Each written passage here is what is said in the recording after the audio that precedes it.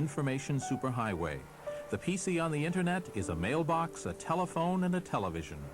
Of course, at the center of this will be the idea of digital convergence. That is, taking all the information, books, art, movies, and being able to provide them on demand on what the PC will evolve into. The internet is the next wave of the information revolution where there is as yet no industry standard. A world where even Bill Gates seems unsure. You know, if you take the way the internet is changing month by month, if somebody can predict what's going to happen 3 months from now, 9 months from now, even today, my hat's off to them. I think we've got a phenomena here that is moving so rapidly that nobody knows exactly where it will go.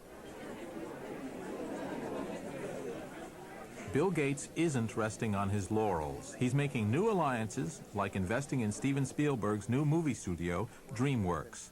It would be silly if we were going to get into the interactive business. He's in cable TV with broadcaster NBC and in competition with Rupert Murdoch and Mickey Mouse. Now, as Microsoft... These tycoons are a far cry from the nerds Bill has so far outsmarted. Guys like Gary Kildall, who became businessmen by accident. Even Bill's victory over IBM was really with a corporate outpost a long way from the attention of Big Blue headquarters. No, Bill's new rivals are hotshots, not hippies. And one of them is the guy I'm visiting. He hopes the internet will go somewhere other than to Bill Gates' bottom line. He's betting it will soon consign the PC itself to the trash can and do the same to Microsoft. Bob Cringely to see Larry Ellison.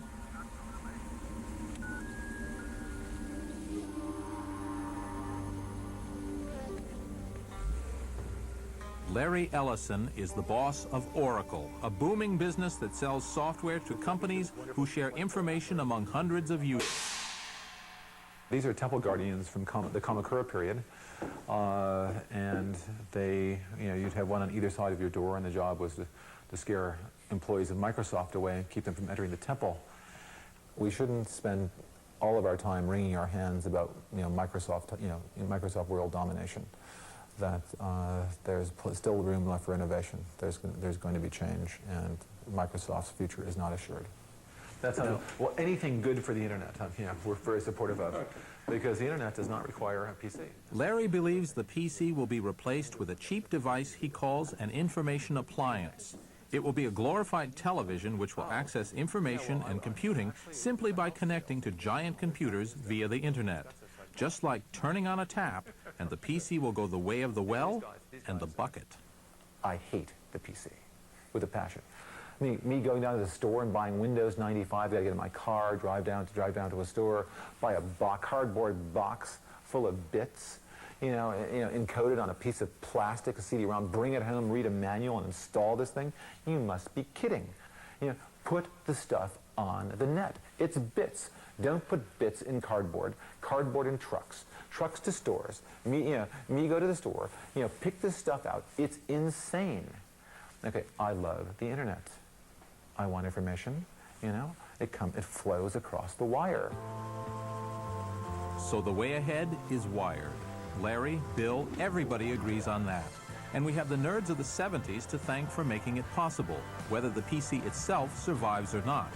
As we take up their challenge, it's worth finding out how these pioneers made out. Steve Jobs sold all his Apple stock in disgust when he was fired, but has made another fortune from his stake in a movie animation studio. He has no doubts about his contribution to humanity. And if you talk to people that use the Macintosh, they love it. I mean, you don't hear people loving products very often, really. But you could feel it in there. There was something really wonderful there. Apple, the company Jobs took from a garage to the Fortune 500, is in trouble. It is now a fading force in the PC marketplace. Apple's other millionaire founder, Steve Wozniak, spends much of his time teaching computing to 11 and 12-year-olds. IBM created the mass market for the PC, but no longer sets industry standards. And most of the guys who built IBM's first PC have left Big Blue. And Ed Roberts, who built the Altair, the very first PC, he turned his back on computing and returned to his first love, medicine. Funny, isn't it, how things turn out? After all, the first PC revolution caught us all pretty much by surprise.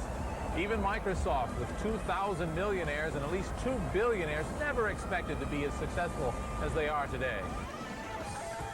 Cringely's universal law says society takes 30 years to adapt new technology into daily life. The phone, movies, even television took that long before our rear ends became couch-shaped.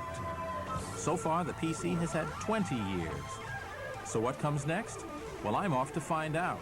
See you in 10 years.